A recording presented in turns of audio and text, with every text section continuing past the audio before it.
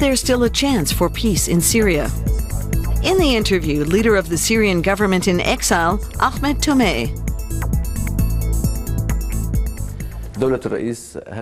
Mr. Prime Minister, can you describe the atmosphere of your talks with German Foreign Minister Frank-Walter Steinmeier? It was a very earnest and honest meeting.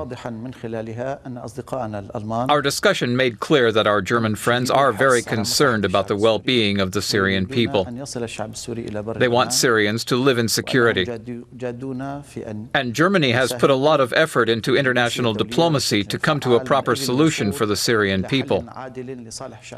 Germany brought up a number of points during the talks, which they hope will bring both sides of the conflict closer together. That includes whether we're prepared to make compromises, even painful ones, on issues that Germany believes could be key to a solution and better for Syrians in the long term.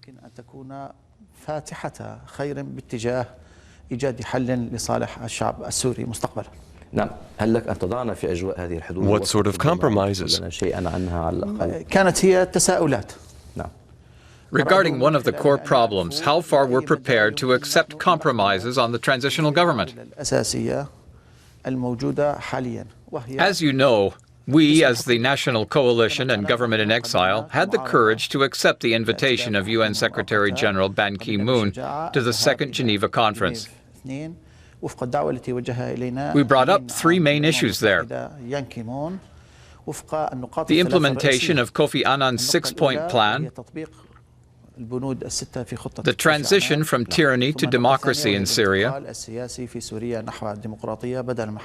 the creation of a transitional government with full executive powers, including command of security forces, secret services, and the army.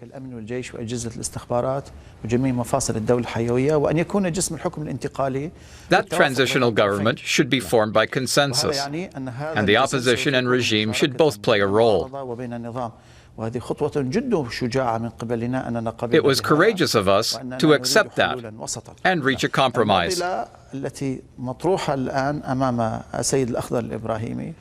The problem facing Lakhdar Ibrahimi now, and which Mr. Steinmeier mentioned, is this.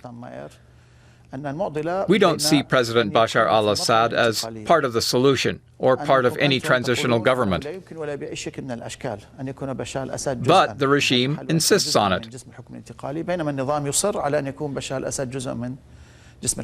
We're asked if it's completely out of the question, or if it's something we'd acquiesce to in the search for a compromise. But our position is clear. Bashar al-Assad under no circumstances will ever be accepted by us, after all the destruction and death that he's brought down upon the Syrian population.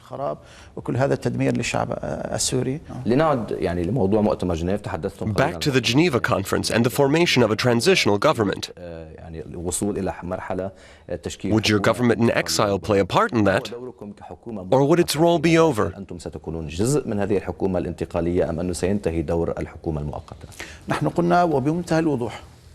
We've made clear that our only concern is the well-being of the Syrian people. If we agree on a transitional government in Geneva, then the government in exile will be subject to its will. This is not about keeping our posts. If there is an agreement, we'll stick to it. We committed to the Second Geneva Conference from the very start because we believe it's in the interests of the Syrian people.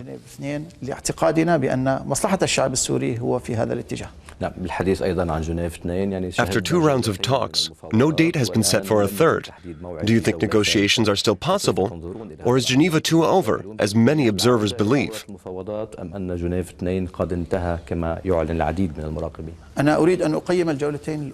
Let's assess the first two rounds of negotiations. Politically, we believe we achieved a number of things. We showed the world that we want a fair political solution, while the regime wants to stall so they can continue killing. Why else would they drop barrel bombs on civilians? This regime has rejected every initiative. Its governing principle is Assad or we'll burn the country. Either we rule or kill you. al-assad أو نحرق البلد وشعاره إما أن أقتلكم أو أحكمكم. So what is your task as a government coming out of the national coalition?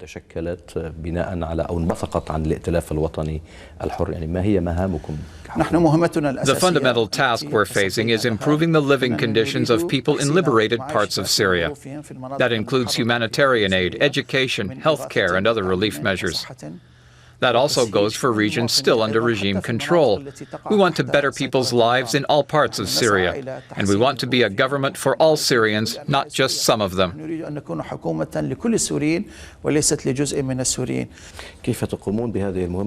How do you propose to do that in regime-controlled areas? We can't deny the fact that even in liberated areas we have huge problems. No region is spared from the government's bombardments. And we also have to deal with extremist groups, especially the ISIS, who are cutting our supply lines to the cities. But that doesn't mean we're not doing anything. At all levels, we're making every effort to give people an income and better their living conditions, whether it's clearing rubble or providing emergency shelter.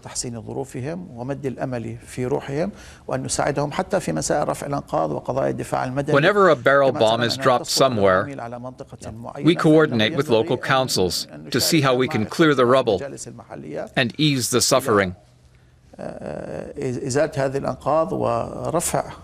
هذه المصاعب الكبيرة التي يقع تحتها الشعب. سأعود للحديث عن الجماعات الإسلامية ولكن قبل The national coalition says they represent the people. كما ذكرنا انبثقتم عن الائتلاف الوطني. But what about other opposition groups? ما هو موقف like the National Coordination Committee and the Syrian National Council? هيئة التنسيق أو ربما المجلس الوطني السوري على سبيل المثال. The National Council is a fundamental component of the coalition. But they have differing positions on Geneva. Those are differing opinions among siblings, but they can be resolved. I believe we'll soon put those differences aside. We've repeatedly offered to cooperate with the Coordination Committee in our fundamental areas of common ground: the overthrow of the regime and no future role for Assad.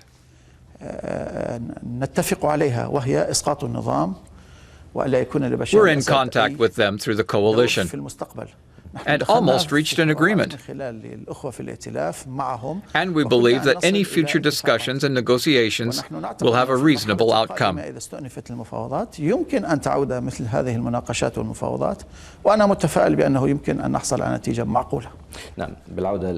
the moment, we're witnessing infighting between Islamist groups like ISIS, the al-Nusra Front, and the Islamic Front.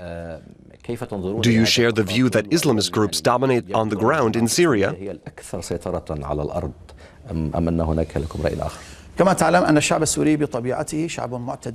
The Syrian people are fundamentally moderate and reject extremism and violence. The revolution began peacefully, but the regime forced the people to become militant. Syrians know that ISIS represents a danger to the country, and not just because of the fighting with other groups.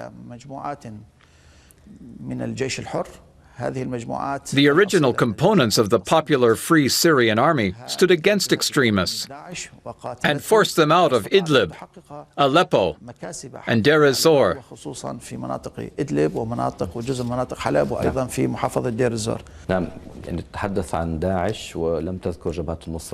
You spoke about ISIS, but not the Nusra Front, which some countries have also labeled a terrorist group. Does your government see any difference between the two?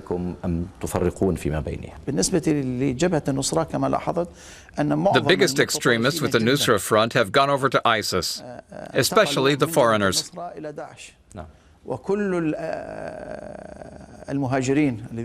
They subscribe to radical views that are mainly directed against Syrians. That's why ISIS isn't fighting the regime.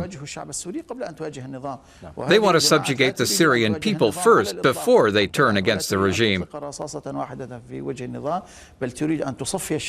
We have no relations with the Nusra Front. We're in agreement with international opinion. Their followers have to first give up those extreme ideas that have led to their international isolation.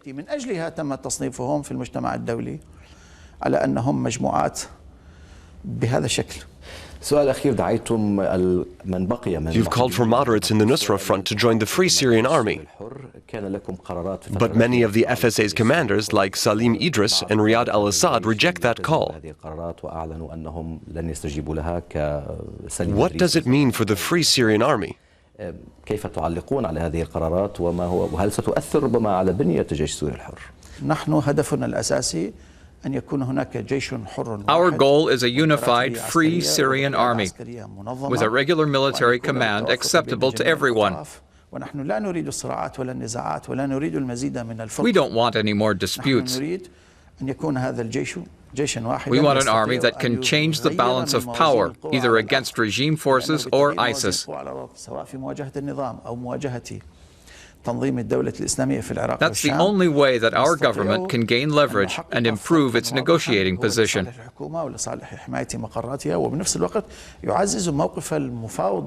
Without a unified army which excludes the extremists, we won't be able to achieve anything.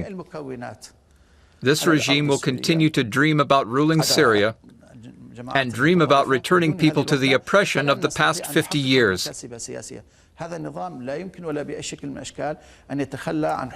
If we can achieve unity, we can achieve great things.